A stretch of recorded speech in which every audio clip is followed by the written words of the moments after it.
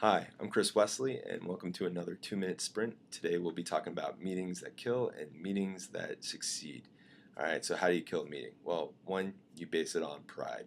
You make it all about you, you delegate people, you make yourself look important. You do that, you're going to only build resentment. Two, it has no purpose. You just have a meeting because you feel like you need a meeting. That's not a good reason to have a meeting. So if you do that, people are going to look to dodge out. Third, you build it on the fact that you want control.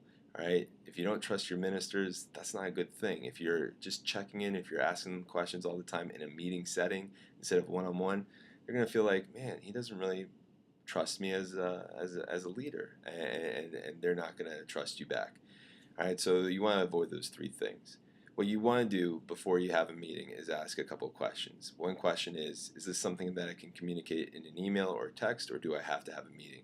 Because if it is something that you don't need a lot of time to communicate with, really don't do it face to face unless it's a stand-up meeting.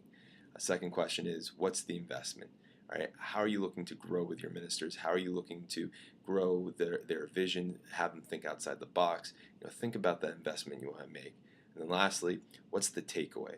All right, how are you going to inspire them? How are you going to make sure that they leave that meeting feeling motivated? So give them a challenge, give them something to chew on, to think about, give them something to research, because they're going to leave very happy. All right, when you put a meeting together, it's important to ask those questions, but it's important to have an agenda, because an agenda is like a path, and you want to make sure that you have direction in that meeting, or else it's going to be a bunch of tangents and chaos.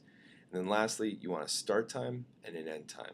All right, if you don't have an end time, if you start late, again, no one's going to take your meeting seriously, and no one's going to want to show up.